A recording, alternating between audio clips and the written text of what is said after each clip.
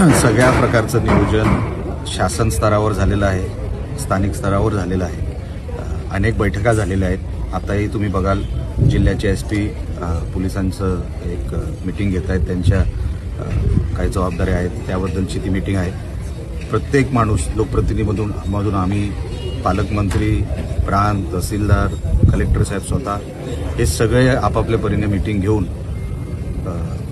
चांगला आणि एकदम सुरळीत हा अंगणेवाडीचा जो काही जत्रेचा जो काही भाग आहे, दर्शनाचा जो भाग आहे, तो कोणालाही त्रास होऊ नये, अडचण होऊ नये, कसली गैरव्यवस्था होऊ नये यासाठी आम्ही सर्व स्तरावर दक्षता घेण्याचा आम्ही प्रयत्न करतोय।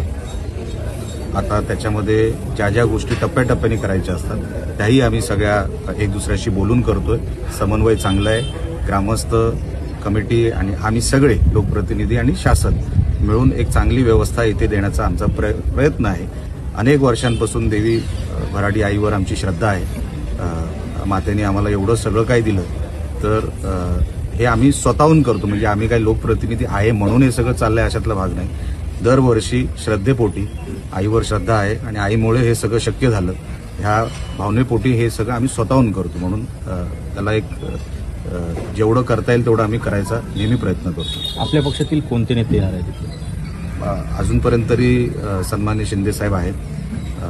मला असं वाटतं त्यांच्यासोबत मग मंत्री 2-3 असतातच। सन्माननीय फडणवीस साहेब येणार आहेत असं अजूनपर्यंत दिसतंय। आणि एकदा मला असं वाटतं अजून 24 तास जाऊ दे, 24 तासानंतर अजून कोण कोण नक्की येणार आहेत हे मी तुम्हाला सांगू शकेन।